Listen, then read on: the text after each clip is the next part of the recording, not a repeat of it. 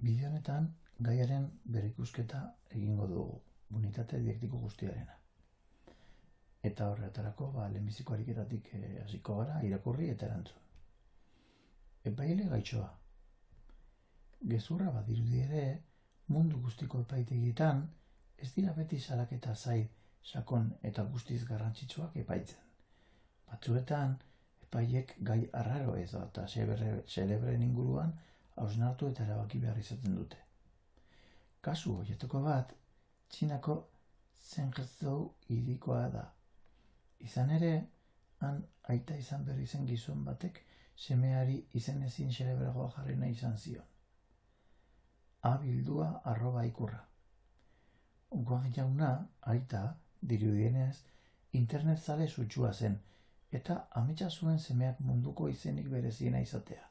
Baina, semea jaio eta batera erregistrara joan zenean, hango langileak izan zion ezinezkoa zela. Izan ere, antza denez, Txinako izendegiak arau saihestezin bat dauka. Ezin da mandarinez idatz ez daitekeen izenek jarri. Hortaz, ezinezkoa da txinatar alfabetoan ez dauden ikurrak dituen izenik jarratzea. Horrela, aitak salaketa jarri zion epaitegian, eta epaileak, azalpenak entzun ostean, ez omen zion izena jartzeko baimenik eman. Beraz, aita amek beste izen bat jarri beharko zioten, hain bitxia izan erzarren. Eta hariazuko gara galderekin, bai? Lehenbizikoa, zergatik deitu nahi esan zion Wang jaunak semeari horrela? Erantzuna izango da, internet zale sutsua zelako, ez? Eta nahi zuen, izen berezi bat, informatikari loturiko izen bat, ez da? Zerra gauza iztezin dauka Txinako izendegiak. Esaten zuen, edo badio ezin dela mandarinez idatzi, ezinezko izeni jarri, bai? Mandarinez idatzi ezin diren izenak ezin dira jarri. Azkenean jartzen dugu bilatu interneten izen xelebreen zerrendaren bat eta okeratu gehien gustatzen zezkizunak. Ikasekin komentatzeko. Hemen egoera hau dela eta ez dugu inorekin komentatzeko, bilatu interneten. Horrea izen xelebreen zerrendaren bat lortzen duzuen. Horrein ingo du jauzia urrengoko ariketara, bigarrenera, bai? Ordeztu, azpimarratutakoak izaera adierazten duten atxizkekin. Azpimarratu dago euskaraz hitz egiten dutenek, hemen ikasi hori dute. Izango zen, euskaldunek hemen ikasi hori dute. Amona zaharra da, baina indar handia duena ere bai. Eta ordezkatuko genuke modu honetan. Amona zaharra da, baina indartsua ere bai. Haren katua beti lo dagoena da. Eta honako zaldiarekin ordezkatuko genuke. Haren katua lotia da. Neska hori oso gauzen alde ona ikusten duena da. Eta hori ordezkatuko litzateke horrela. Neska hori oso baikorra da. Hirugarren ariketara pasako ginateke. Osatu esaldiak tar atxizkia duten hitzekin. Puntu suspentsiboak, hemen apotxu bat irekia da, ez da? Baina, adibidez izan alda, indiarrek jakiminak atxekin dituzte. Jakiminak dira, zapore oso indartsuko jakiak, ahorako oso gogorrak direnak, bai? Espeziak izaten dira eta alakoak. Urrengokoa izango zen puntu suspentsiboak eta puntu suspentsiboak aintzina ez ziren ondo konpontzen. Bilatu behar ditugu bi herritako pertsonek, adibidez, erromatarrak eta pertsiarrak aintzina ez ziren ondo konpontzen. Urrengokoa, leku batetako musika gustatzen zait gehien. Adibidez, izan diteke, italiar musika gustatzen zait gehien. Urrenkoko ariketa. Zuzendu, zutabe bakoitzean gaizki idatzita dagoena.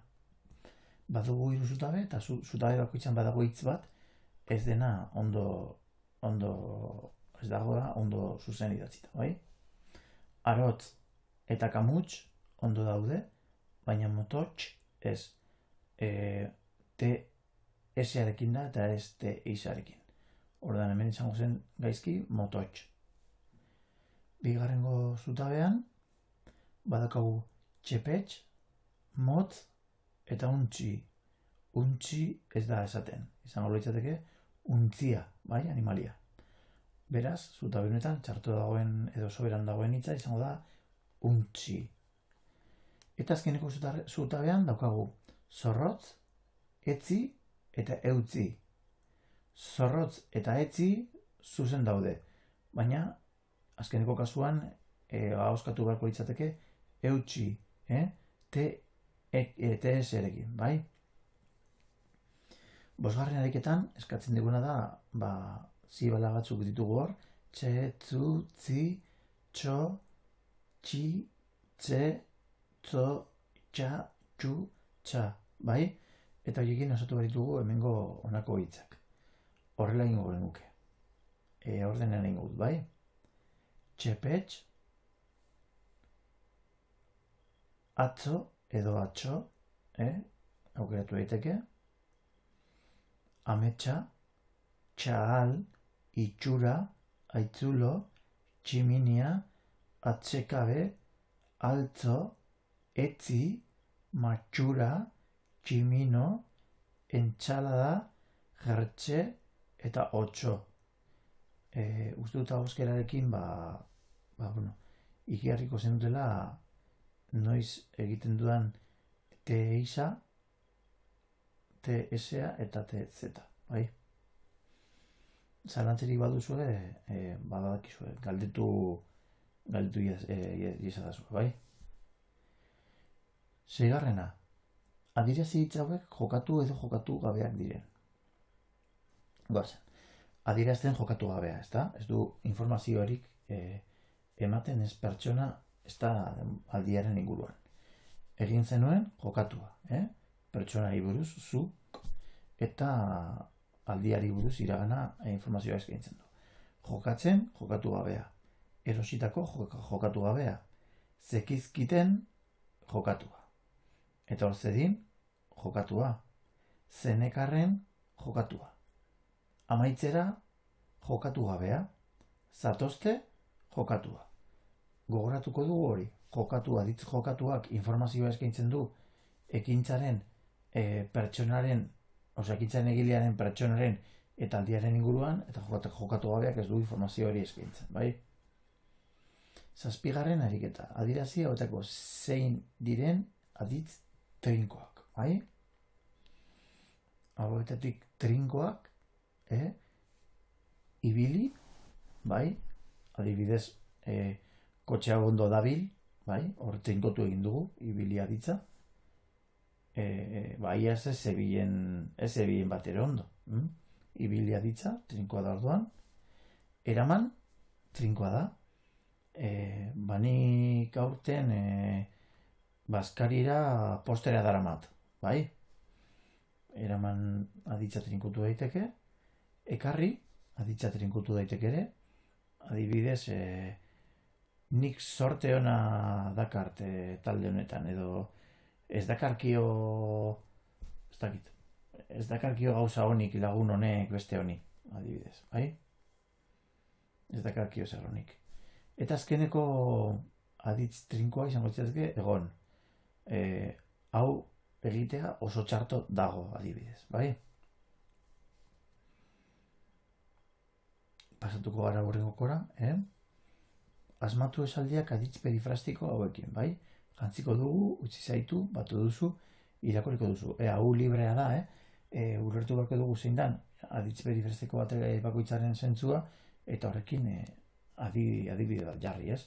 Adibidez, izan daiteke, jaka jantziko dugu kalera irten bainoren.